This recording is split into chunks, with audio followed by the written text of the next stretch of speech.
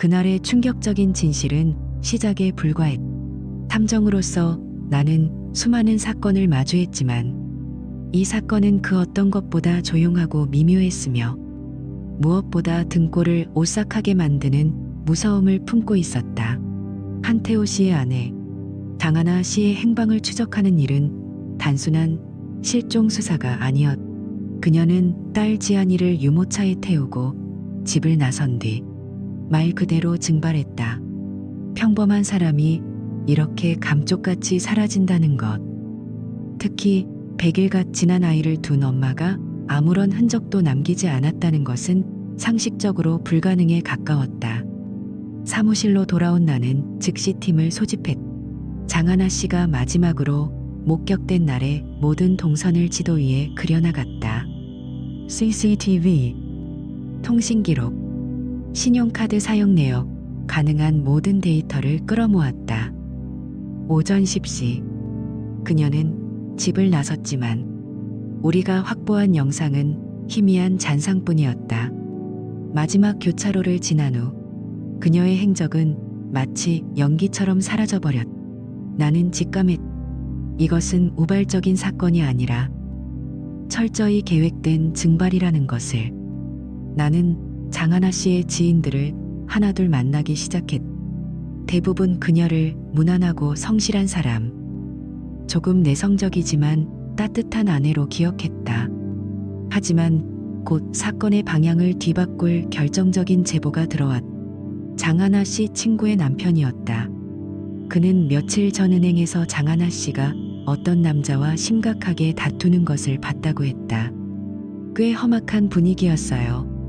남자는 직원 같았는데 하나 씨가 주변 눈치를 보며 거의 빌다시피 말하고 있었죠. 이 말은 내 머릿속에 경고등을 켰다. 그녀는 3년 전 결혼과 동시에 은행을 그만뒀다고 했다. 그런데 왜 아직도 은행 근처에서 누군가와 비밀스러운 만남을 가진단 말인가. 한태호 씨는 그 남자의 인상착의를 듣자마자 얼굴이 굳어졌다. 아마 윤석일 겁니다. 결혼식 때 제게 전 직장 동료라고 소개했던. 하지만 지금 생각해보니 그때도 좀 이상했어요.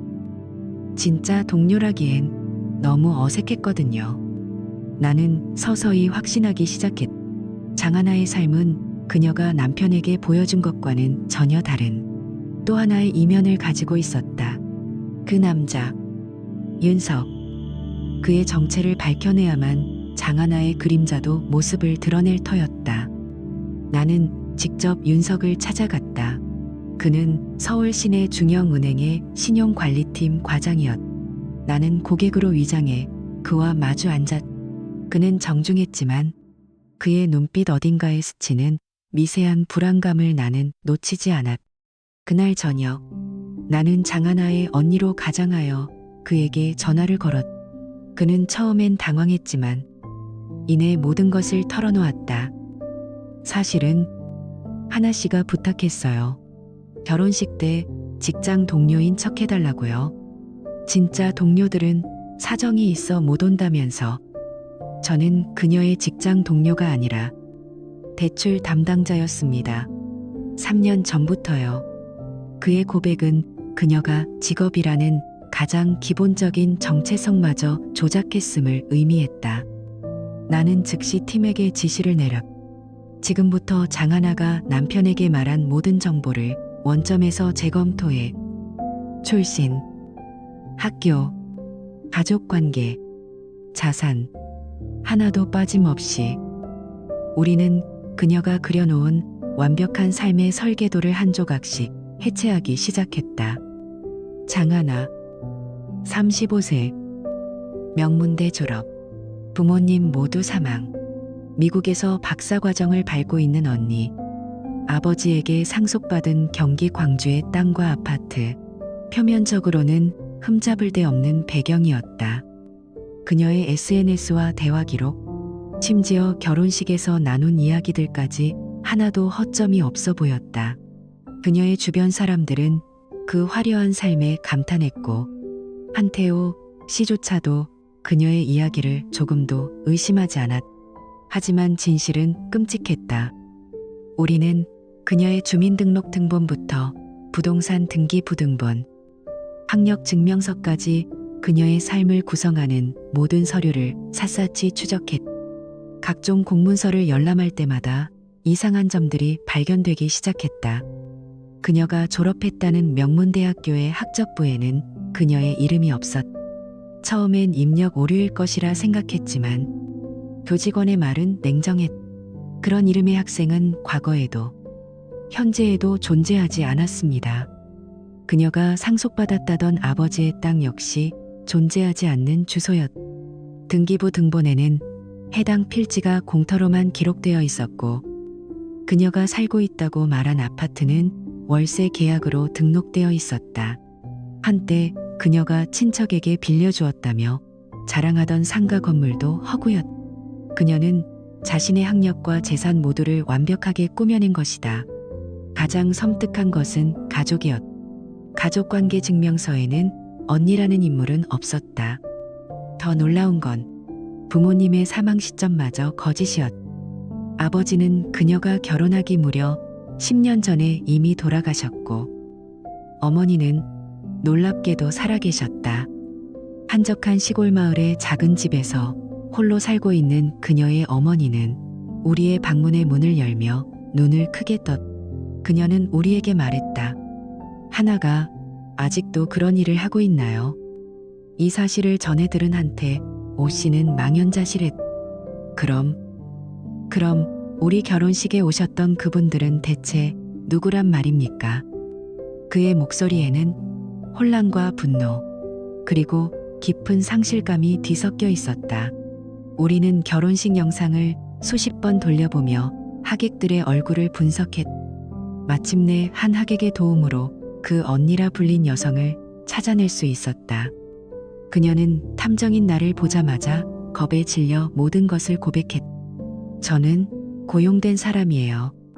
가족대행 서비스 업체에서 연락받고 나갔어요.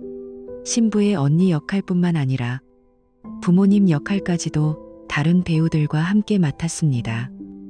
이렇게까지 심각한 일인 줄은 정말 몰랐어요. 그저 한 여성의 특별한 이벤트라고 생각했어요. 그녀의 목소리는 떨리고 있었고 손끝은 미묘하게 경련했다. 이쯤 되자 나는 장하나를 단순히 허풍쟁이라고 부를 수 없었다. 그녀는 허구의 건축가였다.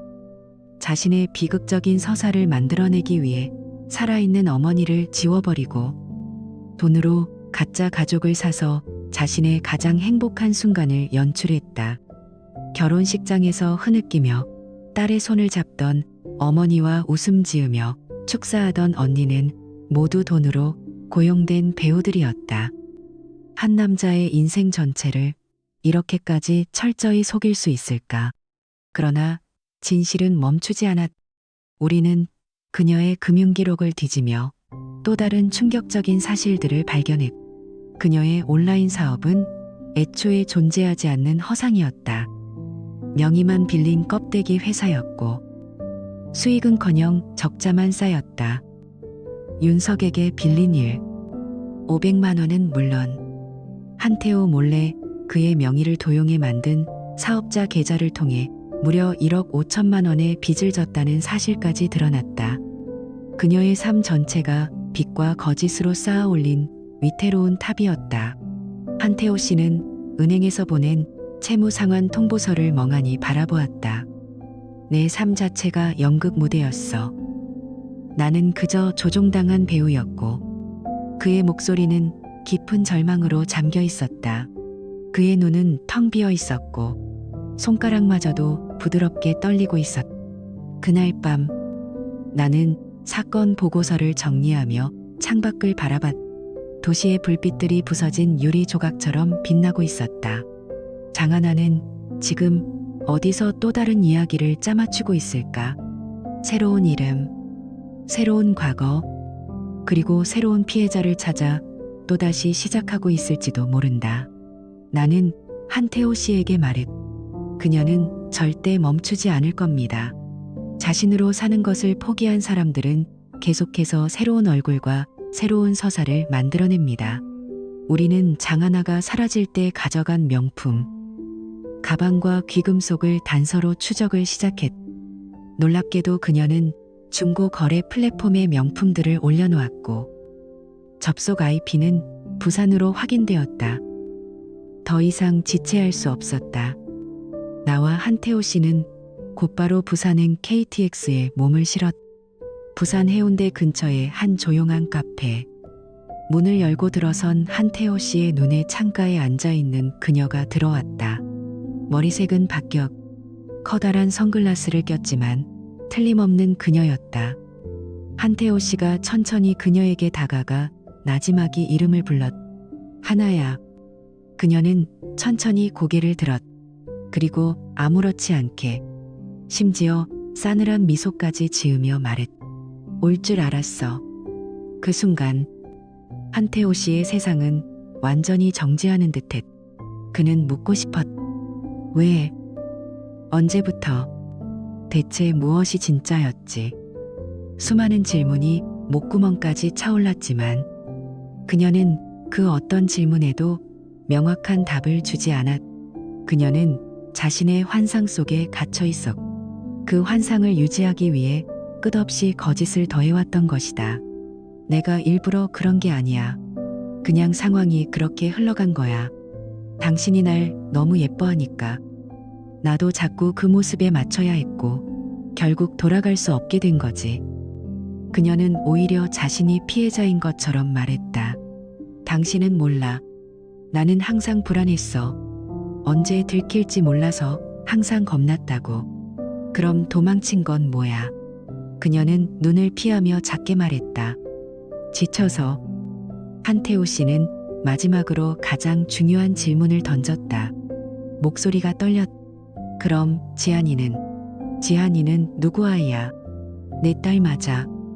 순간 카페 안의 공기가 얼어붙는 듯했. 장하나는 한참을 침묵하더니 처음으로 분노에 가까운 감정을 드러내며 그의 눈을 똑바로 바라봤다. 그리고 말했다. 당신, 내가 그 아이까지 속였다고 생각하는 거야. 그 아이, 당신 딸 맞아. 그것은 그녀가 남긴 유일한, 그리고 진심처럼 느껴지는 진실이었. 한태호 씨는 고개를 끄덕이며 일어섰. 좋아. 그거면 됐어. 그는 조용히 나에게 말했다. 이제 시작해야겠네요. 이 사람과는 끝내야 하니까요. 이제 남은 건 법의 심판대 위에서 모든 거짓의 탑을 무너뜨리는 일뿐이었. 마침내 모든 진실이 수면 위로 떠오를 시간이었다. 오랜 시간 동안 숨죽이며 쌓아온 증거들, 그리고 무수한 밤을 새워 퍼즐을 맞추듯 이어붙인 이야기들이 이제 하나의 완전한 그림으로 드러났다. 한태호 씨와 나는 변호사와 함께 장하나를 향한 법적 절차를 준비하기 시작했. 신분 위조, 문서 위조, 금융사기, 거기에 가짜 부동산 매매 계약까지. 그녀가 저지른 허위와 조작은 끝도 없이 이어졌. 사건의 전모를 파악할수록 그녀의 거짓말은 단순한 생존의 수단이 아니라 삶의 방식이었음을 깨달았다. 그녀는 법정의 절차마저도 자신의 거짓말을 유지하기 위한 도구로 활용하려 했. 진실의 무게 앞에서도 그녀는 조금도 물러서지 않았. 오히려 법정 안에서조차 눈물 한 방울 없이 단호한 표정으로 자신을 방어했. 하지만 우리가 제시한 완벽한 증거들 앞에서 그녀의 거짓말은 차츰 힘을 잃고 있었. 조작된 서류, 위조된 서명, 허위 계좌까지 모든 것이 하나하나 밝혀질 때마다 법정의 공기는 점점 무거워졌다. 나는 한태호 씨에게 마지막으로 말했. 장하나 씨는 감정을 느낄 수 없는 상태에 가깝습니다. 진심으로 후회하거나 책임감을 가질 능력이 없는 사람입니다. 그는 가만히 나를 바라보다가 작게 한숨을 쉬었. 그게 더 무서운 거죠. 울지도 후회하지도 않으니까요. 그의 목소리에는 분노보다 깊은 체념과 슬픔이 섞여 있었다. 나는 고개를 끄덕였다. 우리가 마주한 이는 단순한 사기꾼이 아니었. 그녀는 자신의 환상 속에서 살아가는 존재였고 그 환상이 깨어지는 순간마다 더욱더 새로운 거짓으로 자신을 감쌌다. 그리고 나는 덧붙였.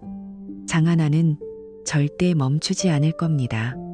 왜냐하면 자신으로 사는 것을 포기한 사람들은 끊임없이 새로운 얼굴과 과거를 만들어내기 마련이니까. 그녀에게 진실은 결코 발 디딜 수 없는 낯선 땅이었. 며칠 후 내 예측은 한치의 오차도 없이 현실이 되었. 나에게 한 통의 전화가 걸려왔. 장하나가 다시 나타났다는 소식이었. 이번에는 법정도 경찰서도 아닌 강남의 한 번화가에 있는 고급 카페였. 나는 핸드폰 화면에 떠 있는 사진을 바라봤다. 그녀는 또 다른 남자와 마주 앉아 있었.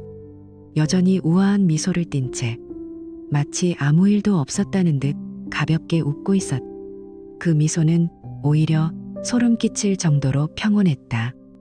그녀는 새로운 남자에게 자신을 유복한 가문의 상속녀이자 전직 승무원이라고 소개하고 있었.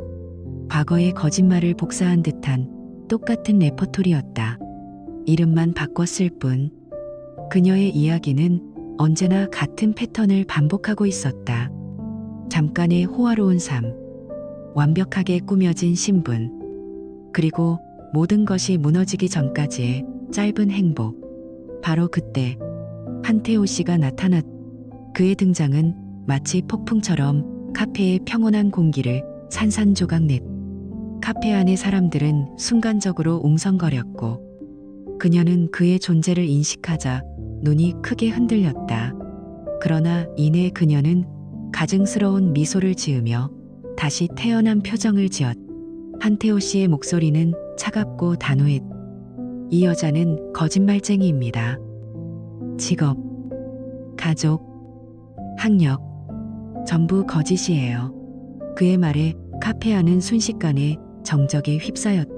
장하나는 잠시 당황한 기색을 보였지만 곧바로 피해자인 척하며 반박했다. 무슨 근거로 그러세요? 당신 스토커 아니세요?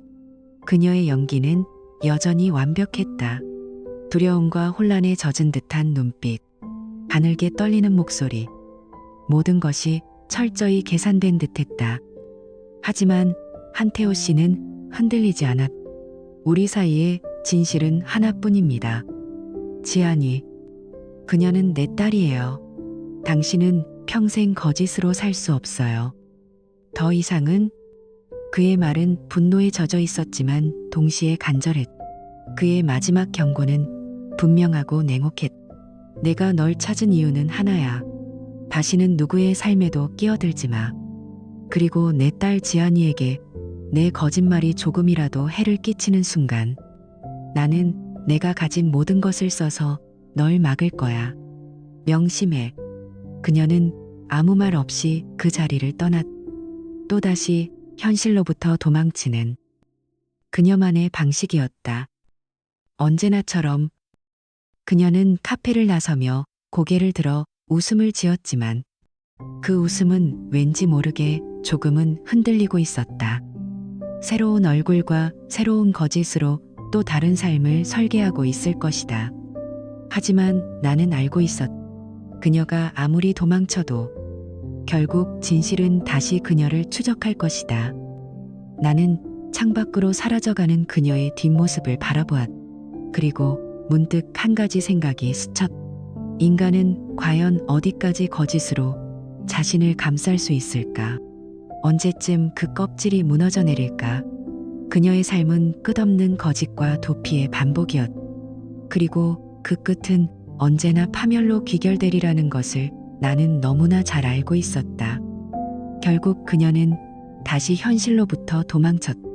하지만 탐정으로서 나는 알고 있었다. 아무리 교묘하게 짜 맞춰진 거짓말이라도 결국에는 진실의 무게를 이기지 못한다는 것을. 그날 그녀의 표정을 나는 잊을 수 없었다. 차가운 미소 뒤에 숨겨진 불안한 떨림. 시선이 흔들리는 순간마다 나는 더욱 확신했다. 그녀는 스스로 믿고 싶었던 허구에 매달린 것이 아니라 이미 진실을 외면한 채 그 허구 안에 자신을 가두고 있었다. 사람들은 종종 진실이 고통스럽기 때문에 거짓에 기대려 한다. 하지만 거짓은 언젠가 반드시 한계를 드러낸다. 진실은 결국 언제나 제자리로 돌아옵니다. 아무리 숨기고 왜곡해도 진실은 마지막에는 반드시 그 모습을 드러내죠. 이 말은 단순한 위로가 아니었. 나는 수많은 사건을 통해 그것을 목격해왔. 완벽하게 계획된 것처럼 보이던 거짓도 사소한 균열 하나에서부터 무너지기 시작한다. 그녀의 삶도 그랬. 작은 의심의 씨앗이 자라나고 그 씨앗은 언젠가 돌이킬 수 없는 진실의 나무로 성장했다. 그녀가 아무리 도망치고 새로운 이야기를 덧칠해도 이미 세상은 모든 조각들을 제자리에 맞추고 있었다. 어쩌면 그녀는 정말로 자신을 사랑받을 수 없다고 믿었기에 끝없이 새로운 허구를 창조하며 도피했던 걸까? 자신이 만든 세상에서는 상처받지 않아도 된다고 믿었을까? 그러나 그런 허상은 그녀에게 안식처가 아닌 감옥이었다. 스스로 문을 걸어 잠근 그 감옥 속에서 그녀는 자신의 거짓말에 질식하며 점점 더 초라해졌. 진실은 늘 그녀의 등 뒤에서 기다리고 있었. 부드럽게 다가오는 것이 아니라 날카로운 칼날처럼 삶을 갈라놓을 준비를 하며. 하지만 중요한 것은 아무리 복잡한 거짓말이라도 언젠가는 대가를 치른다는 점이다. 그녀는 결국 자신이 만든 환상에 갇혀 진정한 행복이나 관계를 경험하지 못하고 거짓 위에 쌓아 올린 삶이 한순간에 무너져 내리는 것을 지켜봐야만 했다. 남아있는 것은 파편뿐이었. 사람들과의 인연, 자신에 대한 신뢰, 그리고 미래에 대한 희망까지도 모두 사라져버렸. 아이러니하게도 그녀가 그렇게 애써 지키려 했던 모든 것이 거짓으로 인해 무너진 것이다. 나는 종종 스스로에게 묻는다. 진실을 직면할 용기를 잃은 사람들에게 우리는 어떤 말을 해줄 수 있을까? 하지만 답은 단순하다. 진실을 외면한다고 해서 그 무게가 가벼워지지는 않는다. 도리어 더 무겁게, 더 거대하게 다가올 뿐이다. 그리고 언젠가 모든 허구를 삼켜버린 후 남아있는 사람을 무너뜨린다. 그게 바로 진실의 본성이다. 이 이야기가 여러분에게 어떤 의미로 다가왔는가? 때로는 이처럼 충격적인 이야기가 우리에게 바쁜 일상 속에서 잠시 멈춰서서 삶의 본질과 신뢰의 가치를 돌아보게 하는 계기가 되기도 한다. 우리는 모두 거짓의 유혹에 노출되어 있다. 하지만 선택은 우리 몫이다. 거짓을 선택해 당장의 위안을 얻을지, 아니면 진실을 선택해 비록 아프더라도 진정한 자유를 누릴지를. 거짓의 그림자가 드리워진 세상 속에서 여러분의 삶은 늘 진실로 빛나기를 응원한다. 진실은 때로 잔혹하고 고통스럽지만 그 속에 담긴 힘은 우리를 다시 일으켜 세운다. 그녀의 이야기는 끝났지만 우리의 이야기는 계속된다. 과연 우리는 어떤 선택을 할 것인가? 그 선택의 순간 여러분은 진실을 마주할 용기를 가질 수 있겠는가?